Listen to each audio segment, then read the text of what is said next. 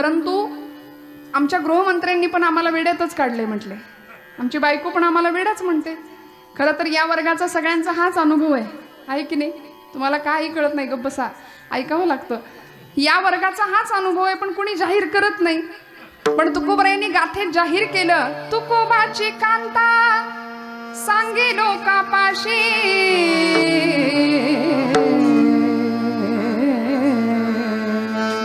तुकोबाची कांता सांगे लोकापाशी, जातो माझा वेडा पंढरीशी, जातो माझा वेडा पंढरीशी, जातो माझा वेडा पंढरीशी, जातो माझा वेडा पंढरीशी. तुकोबाची कांता सांगे लोकापाशी, जातो माझा वेडा पंढरीशी. अहो असंच आहे, भक्ती मार्गाला येणाऱ्यांना वेडच ठरवलं जातं. आणि आज परिस्थिती अशी आहे, आम्हाला सुद्धा लोक विचारतात, ताई या वयात कीर्तन? कारण ज्याला काही येत नाही त्यांनी कीर्तन करावं असा एक समज आहे सध्या. पण आज कीर्तनकारांमध्ये सुद्धा वेल क्वालिफाईड माणसं आहेत, उत्तम इंजिनियर झालेली माणसं कीर्तनाला उभी राहत आहेत कीर्तन करायला. कीर्तन चांग होय अंग हरिरूप, ब्रह्मीभूत काया होतसे कीर्तनी, भाग्य तरी ऋणी देवाईसा. हा अनुभव कीर्तनामध्ये श्रोत्यांसह कीर्तनाला आहे. लोकांना वाटतं मोक्ष गेल्यानंतर मिळतो तो मोक्ष, असं नाहीये. गेल्यानंतर मिळते ती गती, सद्गती किंवा दुर्गती. पण मोक्ष ही अवस्था अशी आहे की जिवंतपणे अनुभवण्याचा तो विषय आहे. म्हणून माऊली म्हणते, येथे मोक्ष असे आयता, आयता मोक्ष तुम्हाला मला कीर्तनामध्ये संतांनी आणून दिलाय, जिवंतपणे अनुभवण्याचा विषय. त्यामुळे संतांनी आमच्यावरती अनंत उपकार करून ठेवलेत. आणि तुकोबाराय म्हणतात की हे सगळं करताना आम्हाला हे सहज साध्य नाही झालं, अजिबात नाही. समाजाची मान्यता मिळण्याकरता साधकावस्था आणि सिद्धावस्था अशा दोन अवस्थेतनं प्रत्येक संताला जावं लागलं श्रोते. साधकावस्था आणि सिद्धावस्था. म्हणून गाथा जर उघडून आपण बघितली तर गाथेमध्ये साधकावस्थेतले काही अभंग आहेत आणि सिद्धावस्थेतले काही अभंग आहेत. प्रत्येक संताच्या जीवनाचा पारमार्थिक वाटचालीचा हाच प्रवास आहे, साधकावस्था आणि सिद्धावस्था. साधकावस्थेतल्या धडपडीमध्ये ज्यावेळी आमचे तुकोबाराय भामनाथाच्या म्हणजे भंडाऱ्याच्या डोंगरावर जाऊन बसायचे ना, त्यावेळी काय संवेदनशीलता होती अंतःकरणातली. तुम्हाला मला जमेल का हो ही निष्ठा, ही संवेदनशीलता? काय सुंदर अंतःकरण भगवंतांनी दिलं होतं माझ्या महाराजांना. असे वृक्षाच्या जवळ बसायला जायचे आणि त्यांच्या येण्याने एखादी वृक्षावरची त्या झाडावरच्या फांदीवर बसलेली चिमणी उडून जायची. आणि मग तुकोबाराय तिला विचारायचे, का ग माझ्या येण्याने तुला त्रास झाला का? माझ्या येण्यामुळे तुला काही अडचण निर्माण झाली का? अगं बाई, माझ्यातलं आणि तुझ्यातलं आत्मतत्व एकच आहे. मला असं वाटतंय की तू माझ्या मांडीवर ये, तू माझ्या खांद्यावर येऊन बस.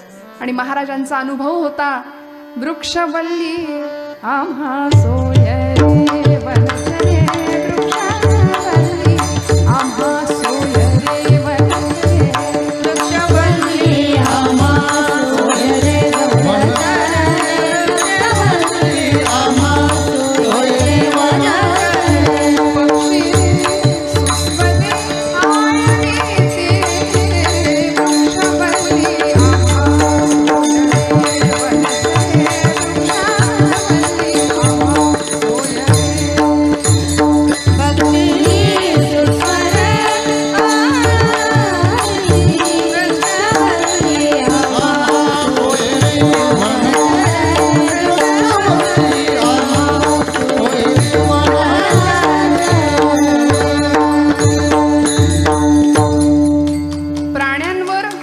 पक्ष्यांवर, माणसावर, निसर्गावर प्रेम करायला आम्हाला संतांनी शिकवलंय. आम्ही धड माणसावर सुद्धा प्रेम करत नाही. अहो माणसातला माणूस आम्हाला दिसत नाही, दगडातला देव कुठून दिसणार? परवा एकाने मला विचारलं, आळंदीमध्ये खरंच माऊली आहेत का? नाही, त्या दगडात खरंच माऊली आहेत का? माझं इतकं डोकं फिरलं. म्हटलं माऊली आहेत, पण डोकं टेकवणारा दगड नसावा म्हणजे मिळवलं. विठ्ठल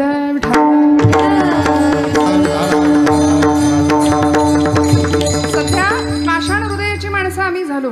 आम्हाला माणसातला माणूस दिसेना. खरं सांगू का, लोक म्हणतात संजीवन समाधी माऊली आज आहेत का? जिवंत आहेत माऊली. 750 वर्षानंतर सुद्धा ज्ञानराज आज जिवंत आहे. म्हटलं ते एकटे जिवंत आहेत, बाकी सगळे आम्ही मेलेले. विठ्ठल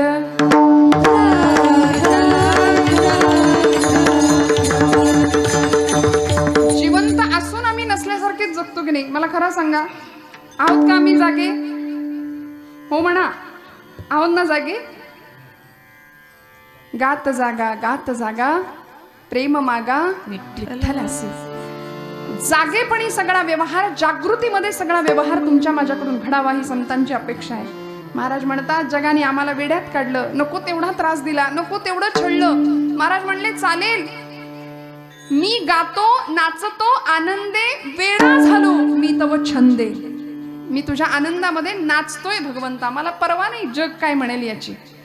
आम्हाला विचारतात या वयात कीर्तन का? म्हटलं हो, या वयातच यावं यात मराठी भाषा कळलं तर बघा. या वयातच यावं यात, या वयातच इथे आल्यानंतर खऱ्या अर्थी जी जीवनाची गोडी मिळते ती आयुष्यभर टिकून राहते. श्रोते हो, आयुष्यभर टिकते. आणि म्हणून तुकोबरायांसारखा द्रष्टा संत, तुकोबरायांसारखे द्रष्टे साधक, सिद्धावस्थेमध्ये पोहोचलेले एक सुंदर व्यक्तिमत्व प्रस्तुतच्या अभंगामध्ये आम्हाला. अनेक समाजामध्ये असे काही भक्त आहेत जे भक्ती करतात. भक्ती कोणी करत नाही असं नाही, भक्ती आम्ही करतो. नाही करत का? आता कीर्तनाला आलोय म्हटल्यानंतर आम्ही भक्ती करतोच, पण आम्ही सुखी आहे का? नाही. कोई तन दुखी, कोई मन दुखी, कोई धन बिन रहत उदास. कुणी तन दुखी आहे, शरीरानं दुखी आहे, शारीरिक आधी ग्रासलेले, उठलेलं बसवत नाही, बसलेलं उठवत नाही, कीर्तनाला चला नको, मूड लागत नाही. जो देखे सो दुखिया बाबा, दुखिया कोई नहीं रे. जो देखे सो दुखिया बाबा, दुखिया कोई नहीं.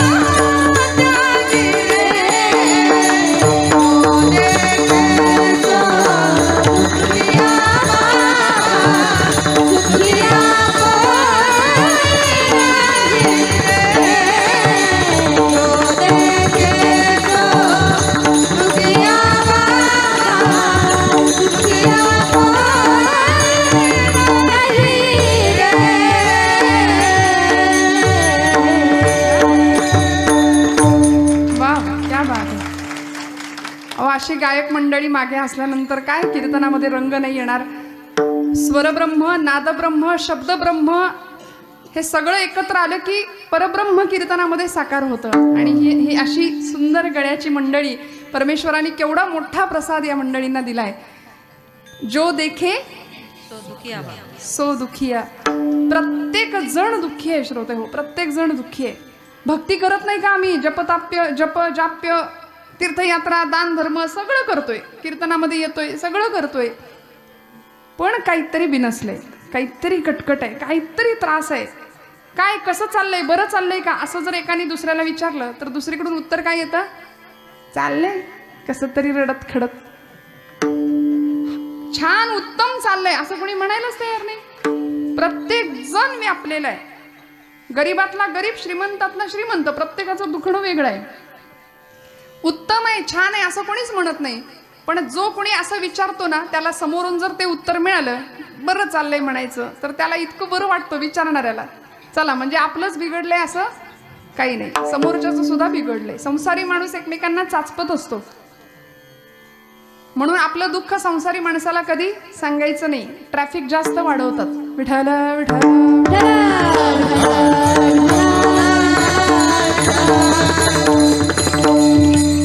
भक्ती करून सुद्धा सुख मिळत नाही, आनंद मिळत नाही, समाधान मिळत नाही, शाश्वत चित्ताला समाधानच मिळत नाही. मग आम्ही भक्त कसे ठरणार? भक्त कुणाला म्हणायचं? भक्त ऐसे जाणा जे देही उदास. भक्तांच्या व्याख्या बऱ्याच आहेत. गेले आशा बाश निवारोनी. भक्त जो विभक्त नाही तो भक्त, असं वर्णन केलंय भक्ताचं. जो विभक्त नाही, आम्ही सगळे विभागलेले. मग आम्ही भक्त कसे काय ठरू, असं तुकोबरायांनी एकाने विचारलं. महाराज म्हणले, भक्त होण्याकरता आधी साधना करावी लागेल, मग तुम्ही सिद्धावस्थेपर्यंत पोहोचाल. भक्त होणं वाटतं तितकं सोपं नाही. त्याला जीवनाला सुंदर आचारसंहिता द्यावी लागेल. आणि ती आचारसंहिता काय आहे, ती लक्षणं काय आहे, तुकोबराय अभंगाच्या प्रथम चरणापासून सांगतात. निष्ठावंत भाव भक्ताचा निष्ठावंत भाव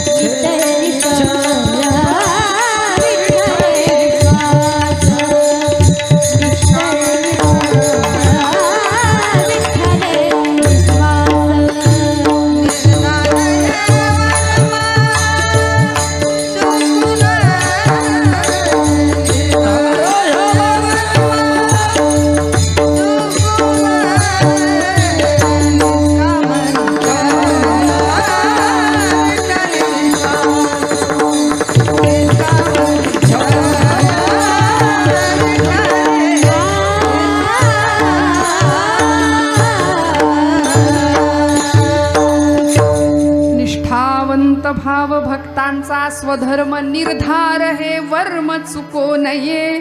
महाराजांनी शब्द वापरलेले जाणीवपूर्वक ऐका, खूप लक्ष देऊन ऐका.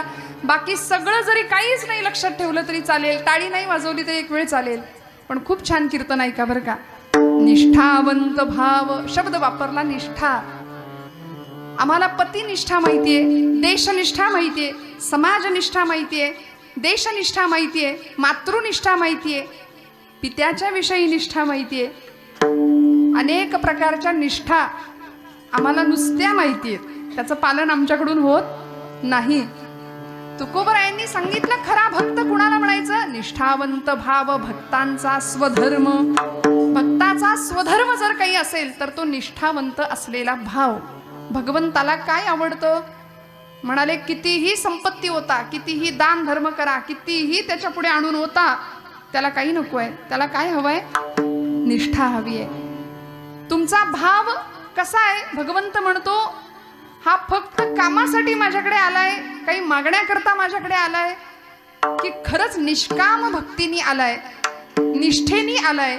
म्हणून तो भक्ताचा धर्म झाला पाहिजे. आता धर्म हा शब्द उच्चारला की बऱ्याच जणांच्या डोक्यात काही येतं. सध्या हा शब्द इतका संवेदनशील झालाय की समाजाचं स्वास्थ्य बिघडतं धर्म म्हटलं की. पण धर्माची व्याख्या आमच्या शास्त्रकारांनी केली. धारणा धर्म इत्याहुः धर्मो धारयते प्रजाः तस्या धारण संयुक्त सधर्म इति निश्चयः.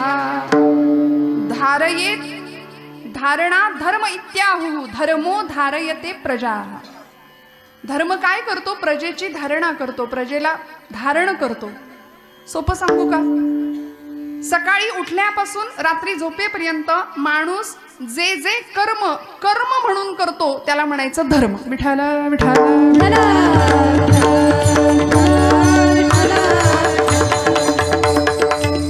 अजून थोडं सोपं सांगते. माणसानं माणसाशी माणसासारखं वागणं म्हणजे धर्म. विठाल विठाल.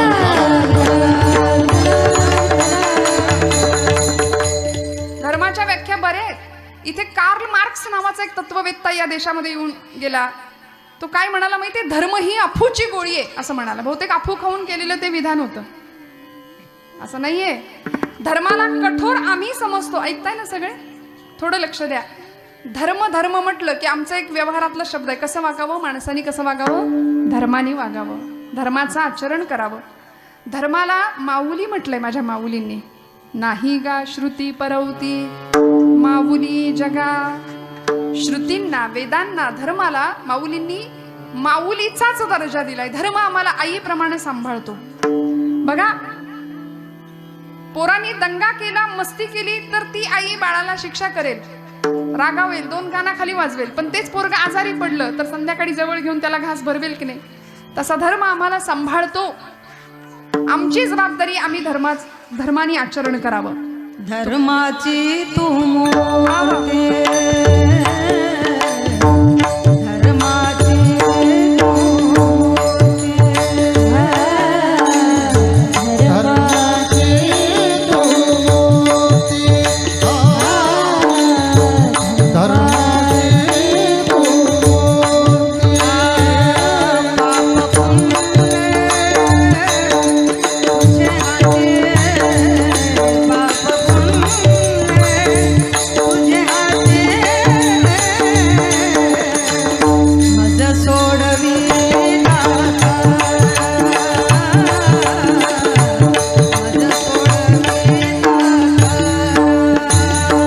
पाप पुण्य तुझे हाती, पाप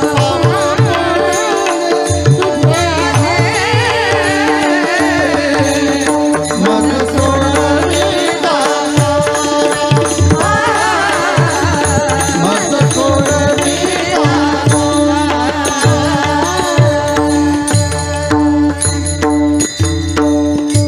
साक्षात धर्माची मूर्ती असलेला परमेश्वर भगवंत, त्याचे आम्ही जर भक्त आहोत तर आम्हाला धर्माचं आचरण करणं अत्यंत गरजेचं आहे. श्रोते हो, मग तो धर्म आम्हाला कसा सांभाळता येईल? महाराज म्हणतात, निष्ठावंत भाव भक्तांचा स्वधर्म. एक शब्द त्याला जोडून दिला, निर्धार हे वर्म चुको नये. निर्धार या शब्दाचा अर्थ तुमच्या माझ्या जगण्याला वागण्याला एक धार असली पाहिजे. बरं का? आज आहे का? आमचं काही ठरलेलं नसतं. 10वी झाली, पोरासकट आई वडील सगळे कपाळाला हात लावून बसतात. पुढं काय? मग आर्ट्स घ्यायची का सायन्स घ्यायची का कॉमर्स घ्यायची? काही जमत नाही म्हणून शेवटी ठरतं सायन्स साईडला जाऊया. ते झेपत नाही म्हणून सेकंड इयरला कॉमर्स, नाहीच जमत म्हणून थर्ड इयरला आर्ट्स घेऊन मोकळे. शेवटपर्यंत काही ठरत नाही आणि नको त्या गोष्टींच्या हव्यासापायी आम्ही नैराश्याकडे झुकतोय. नको त्या गोष्टींचा हव्यास करतोय. खरं काय आहे? वास्तवाचं जाणीव आम्ही करून घ्यायला तयार नाहीये. वस्तुस्थितीची जाण आम्हाला नाहीये. तुकोबराय आम्हाला ती जाणीव करून देतात. खऱ्या अर्थी धर्म समजून घ्या. धर्म हाच आहे. फार धर्माच्या अवघड व्याख्यांमध्ये संस्कृतात जायलाच नको आपण. धर्माची सोपी व्याख्या तुकोबराय सांगतात, निष्ठावंत भाव भक्तांचा स्वधर्म. भगवंताप्रती अत्यंत निष्ठेचा भाव असला पाहिजे. दुर्दैवाने तो तुमचा माझा नाहीये. आज आम्ही भगवंताकडे जातो पण त्याच्याकडून काहीतरी घेण्याकरता जातो, त्याच्याकडे काहीतरी मागण्याकरता जातो. त्याला कुणीच मागत नाही. आम्ही देवाला मागतो का? नाही मागत. देवाकडून सगळं आम्हाला माहिती आहे मागायचंय. 5 गोष्टी आम्हाला शास्त्रकारांनी सांगितल्यात बरं का. एक मंत्र, एक तीर्थ, एक देव, एक संत आणि एक ग्रंथ. या 5 गोष्टींवर पूर्णपणे निष्ठा पाहिजे आमची. एक मंत्र, एक तीर्थ, एक ग्रंथ, एक संत आणि काय सांगितलं? जागे आहेत ना सगळे? एक मंत्र, एक तीर्थ, एक देव, एक ग्रंथ आणि एक संत. या 5 गोष्टींवर आमचा पूर्ण विश्वास पाहिजे, पूर्ण निष्ठा पाहिजे. वाटेल ते झाले तरी आमचं मन तिथून ढळलं नाही पाहिजे. नाही तर आमचं कसं असतं, सोमवारी जाऊ आम्ही शंकराला, मंगळवारी जाऊ देवीला, बुधवारी जाऊ विठ्ठलाला, गुरुवारी जाऊ दत्ताला, शुक्रवारी जाऊ देवीला. अजून जाण्याला माझा नाहीला म्हणजे माझी काही हरकत नाही बरं का. पण परवा एक जण माझ्याकडे आला, म्हणाला ताई शंकराची एवढी उपासना केली, एवढं 108 बेलपत्र त्याच्यावर रोज वाहतो, रोज भगवान नामस्मरण करतो, ओम नमः शिवायचा जप करतो, शंकर काही म्हणले पावत नाही. तुम्ही म्हणत असाल तर देव बदलून बघू का?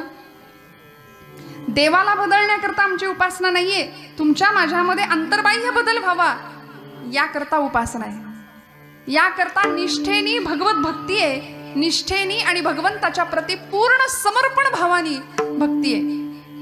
अनेक प्रकार सांगितले आमच्या संतांनी भावाचे. शांत भाव आहे, वात्सल्य भाव आहे, दास्य भाव आहे, सख्य भाव आहे आणि 5वा प्रकार आहे माधुर्य भाव. अनेक प्रकारांनी आम्ही भक्ती करू शकतो. सगळे ऑप्शन दिलेत आम्हाला, निवडा म्हणले कुठला ऑप्शन निवडायचा आहे तो. पण दुर्दैवाने या गोष्टींकडे आमचं लक्ष नाही. कीर्तनाला आलो तरी सुद्धा बऱ्याच जणांची धारणा अशी असते की रिटायरमेंट झाल्यानंतर कीर्तन ऐकायचं, पेन्शन सुरू झाली की कीर्तन. आता नाही. मग आमच्याकडे ही सगळी भावजागृती कधी होणार?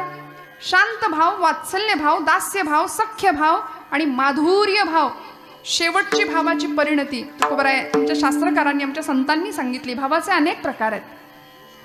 वात्सल्य भावाने भक्ती केली, निष्ठेने भक्ती केली. कोणी केली हो? वात्सल्य भाव कुणाचा होता? भगवंताप्रती. देवकी मातेचा होता, यशोदे मातेचा होता. गोकुळामध्ये भगवान कृष्णांचा जन्म झाला की नाही, यशोदा मैया म्हणायची, अरे सब ग्वाल बाल आइये, उत्सव मनाओ, उत्सव मनाओ, उत्सव मनाओ. का? कारण भगवंतांचा जन्म झाला. कथा सुरू आहे ना, आपली भागवत कथा सुरू आहे ना. भगवंतांचा जन्म झालाय, उत्सव मनाओ. गोकुळवासी उत्सव सगळे साजरे करायचे. काही दिवस गेले, थोडासा बाळानी कुस ओलांडली, यशोदा माता म्हणायची फिर से उत्सव मनाओ. लोक म्हणायचे अभी अभी तो हमने उत्सव मनाया था. यशोदा मैया, यशोदा माता म्हणते माझ्या लेकरांनी कुस पालटली तरी आम्ही उत्सव साजरा करणार आहे. म्हणून भारतामध्ये या मातीमध्ये जन्म घेणाऱ्या लेकरानं कुस पालटली तरी आम्ही उत्सव साजरे करतो. हे त्या आईचं वात्सल्य स्वरूप होतं भक्तीचं. किती सुंदर भक्ती होती पांडुरंगावर, भगवंतावरती, कृष्णावरती. भगवान गोपाल कृष्ण ज्यावेळी गोकुळ सोडून गेले, द्वारकेत आले, मथुरेत आले, त्यावेळी आठवण यायची आणि उद्धवांना म्हणायचे की माझ्या आईसारखी, माझ्या यशोदा मैयासारखी आई जगात कुठं सापडणार नाही, कुठेच नाही सापडणार. इतकं प्रेम माझ्यावरती केलंय, इतकं प्रेम. भगवान गोकुळ सोडून निघून गेले ना तरी सुद्धा वेलींशी बोलायची यशोदा मैया, कृष्णा कृष्णा कृष्णा. गोकुळच्या मातीचा कण कण बोलत होता, कृष्ण कृष्ण जय, कृष्ण कृष्ण जय, कृष्ण कृष्ण जय, कृष्ण कृष्ण जय, कृष्ण कृष्ण जय. वात्सल्य भावाची भक्ती आहे. दास्य भावाने भक्ती केली. कोणी हो? निष्ठेची भक्ती होती बरं का. माझ्या आवडीचं उदाहरण आहे. दास्य भावाची भक्ती कुणी केली? एकमेव जगाच्या पाठीवर उदाहरण आहे आमच्या मारुतीरायांचं. अनेक उदाहरणं देता येतील पण मारुतींसारखी दास्य भावाची निष्ठेनं भक्ती कुणीच नाही. दासत्वनि काटा हनुमंत पैके म्हणून देखिले राम चरण म्हणून देखिले.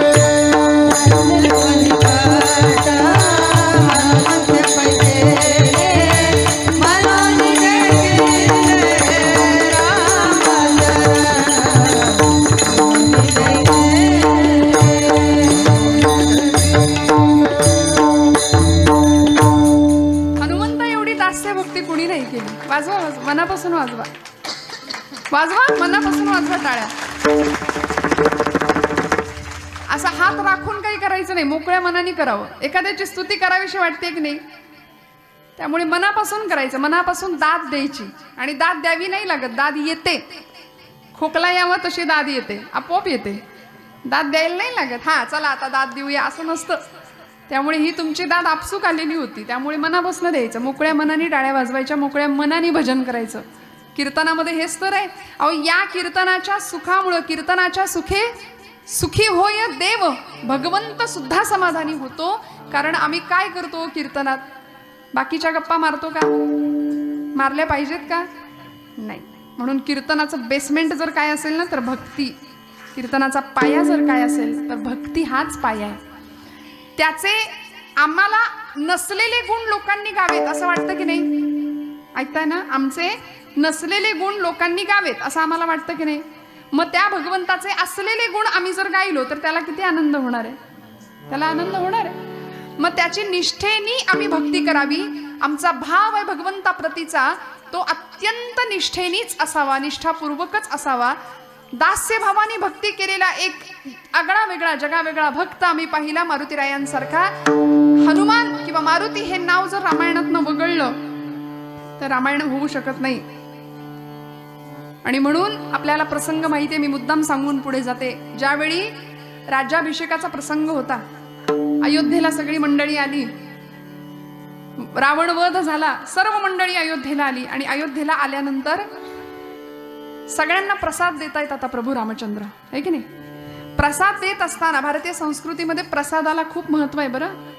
प्रसाद तिथे कुणीही असू दे,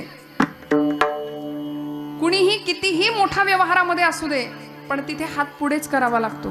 बघू दे, येऊ दे प्रसादवाला माझ्यापर्यंत, मग मी हात पुढं करीन असं नसतं. तिथे याचकाचीच भूमिका घ्यावी लागते. प्रसाद असतो प्रसन्नता. आणि भारतीय संस्कृतीमध्ये प्रसादाला महत्व आहे. भारतीय संस्कृतीच्या या सगळ्या नीतिमूल्यांना आम्ही किती बारकाईनं बघितलं पाहिजे मला सांगा. 2 वर्षाचा कोरोनाचा काळ गेला आणि त्या काळाने आम्हाला काही गोष्टी शिकवल्या. भारतीय संस्कृतीची महानता. आमची कॉलेजची पोरं विचारायची, कशाला ती देवाची आरती, कशाला तो प्रसाद? काही नाही, त्याबद्दल त्यांना श्रद्धा नाही.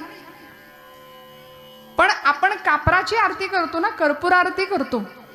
कर्पूर आरतीवरून हात फिरवल्यानंतर मग हातामध्ये आम्ही प्रसाद घेतो, बरोबर ना? असंच करतो की उलट करता तुम्ही? नाही ना. आधी आरती घेतो आणि मग हातात प्रसाद घेतो.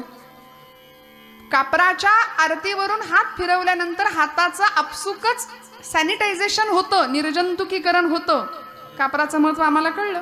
आणि मग स्वच्छ शुद्ध झालेल्या हातावर आम्ही प्रसाद घ्यायचा आहे. हे विज्ञान आहे भारतीय अध्यात्मातलं. आणि ते आम्हाला कळत नाही, म्हणून आम्ही हिंदू धर्माला, भारतीय अध्यात्माला नावं ठेवणाऱ्यांच्या संख्येमध्ये वाढ करत चाललोय दिवसेंदिवस. नको ती मंडळी येऊन बोलायला लागली. ज्यांनी बोलायची खरी गरज आहे ती मंडळी बोलतच नाहीयेत. ती मंडळी सगळी शांत आहेत. आज पाश्चिमात्यांचं अंधानुकरण करता करता ख्रिस्ती मिशनऱ्यांच्या शाळा वाढल्या आणि नको त्या पद्धतीने धर्माचा अपप्रचार व्हायला लागला. आमच्या मारुतीरायाला, म्हणजे गणपतीला एलिफंट गॉड असं जर ती मंडळी म्हणत असतील तर मारुतीरायाला काय म्हणत असतील हे मी सांगायला नको. विठ्ठल विठ्ठल.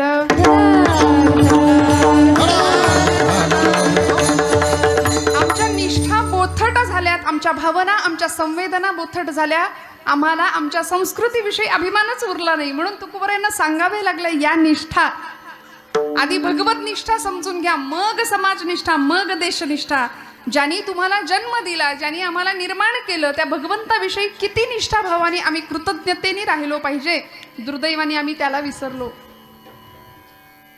आज कपाळाला कुंकू लाव असं जर आमच्या एखाद्या पोरीला सांगितलं, टिकली लाव, तर तिला राग येतो.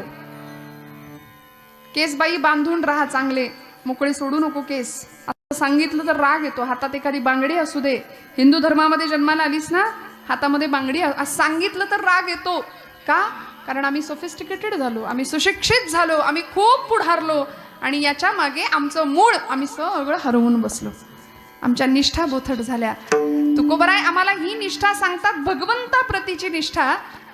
मारुतीरायांची निष्ठा अशी विलक्षण होती की या प्रसंगामध्ये ज्यावेळी रामराय बसलेत सिंहासनावरती, शेजारी जानकी माता आहेत आणि आता प्रसाद द्यायचं चाललंय सगळ्यांना.